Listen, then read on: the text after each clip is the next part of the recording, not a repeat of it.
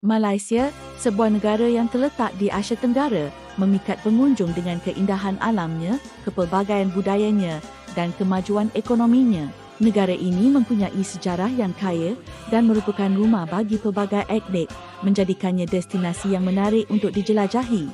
Malaysia dikenali dengan kepelbagaian etniknya seperti Melayu, Cina, India dan etnik pribumi lain. Keharmonian antara etnik ini tercermin dalam kehidupan harian, makanan dan tradisi. Pesta dan perayaan etnik yang berbeza memberikan pengalaman budaya yang tak terlupakan kepada pengunjung.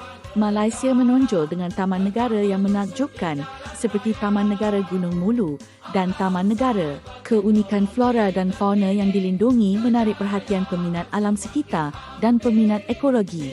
Kelestarian alam menjadi fokus utama negara ini. Malaysia bukan hanya menonjol dalam aspek budaya, tetapi juga dalam ekonomi dan pembangunan bandar. Kuala Lumpur, ibu negara, merupakan pusat kewangan dan perniagaan yang berkembang pesat. Pembangunan infrastruktur moden dan lanskap bandar yang menarik mencerminkan pencapaian negara ini. Makanan Malaysia dikenali di seluruh dunia kerana kepelbagaian rasanya. Dari nasi lemak hingga laksa, setiap hidangan mencerminkan campuran kebudayaan. Jalan-jalan makanan di pasar malam dan gerai tepi jalan adalah tempat wajib untuk mencicipi keunikan hidangan tempatan. Seni dan kraf tangan Malaysia menunjukkan kehalusan dan keindahan warisan budaya. Batik, songket dan ukiran kayu adalah beberapa contoh seni tradisional yang dikekalkan dengan bangga.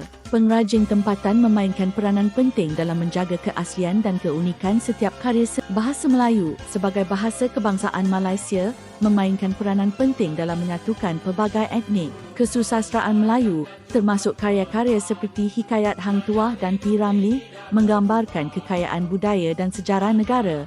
Malaysia muncul sebagai pusat inovasi di rantau ini dengan pembangunan teknologi dan industri. Pencapaian dalam bidang elektronik, automotif dan teknologi maklumat telah memberikan sumbangan yang ketara terhadap ekonomi negara. Malaysia dikenali sebagai destinasi pelancongan yang selamat dan mesra pelancong. Sistem pengangkutan awam yang efisien dan pemandu wisata yang profesional menyumbang kepada pengalaman pelancongan yang menyenangkan dan selamat.